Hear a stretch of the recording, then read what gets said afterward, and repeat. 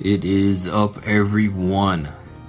This is Captain Eon speaking, as always doing so with the hopes that the body of Christ would be truly edified by the sharing of my glorious testimony in Jesus.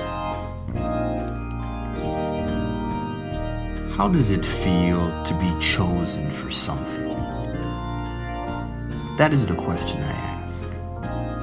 And this choosing that I'm speaking of is not something random, like a lottery or a raffle, but specifically selected, especially over others that may be perceived as, quote, more qualified, unquote. For example, a pickup game of basketball or football, some type of sport activity, and you have all of the players. You'd have like professional players and amateur players and little leaguers, and just people off the sideline for whatever reason. Random people just chosen off the street. And the captain of this team, the championship team, the premier team, goes, and out of all of these players, individuals, decides to choose, again, what is perceived to be some type of rando. The one that was just on the street, that never even played the sport a day in their life. The captain of this team decides, the owner, captain, general manager, everything of this team decides, I'm gonna choose this one. What I'm getting at is that there really is something special for being his chosens, one of God's chosen. That actually brings me to what today's dose of daily bread was treating. And it's this idea introduced in verse 13, when God talks about choosing his people. 34, choosing his servant. 36, why he chose. 32, out of everyone whom he chose.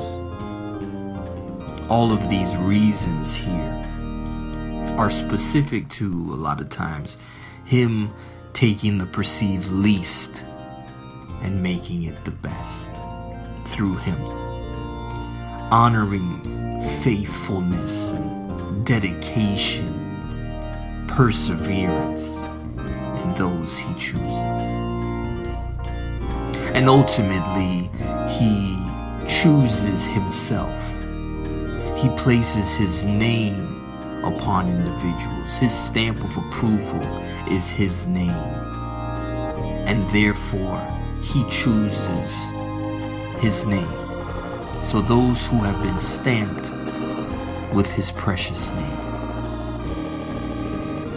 become chosen. Now, this high calling, the highest of callings, really is an invitation to affliction, to adversity, to, in verse 40, the killing field. We hear about, the field is ripe, the laborers are few. There could be a reason for that. I'm sure there is. Using the context of today's treatment, I'll go as far as to say it's because it's real out there on the field, for lack of better words. Just like in 40 when Jeroboam was chosen by God to lead his people. That same spirit, the same familiar thing occurred with Solomon wanted to kill him.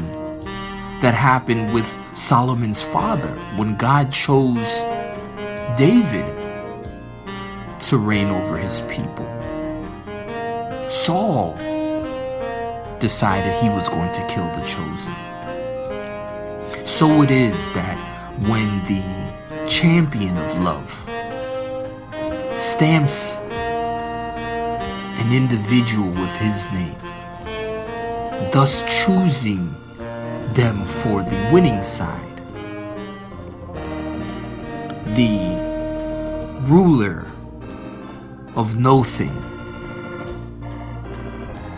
turns them into a target. But here's a not so spoiler alert. We've already been selected to the winning team. The game has already been decided.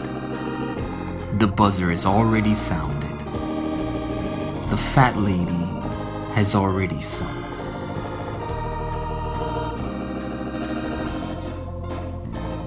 Caption this: glorifying God for this, his chosen sake. Sir.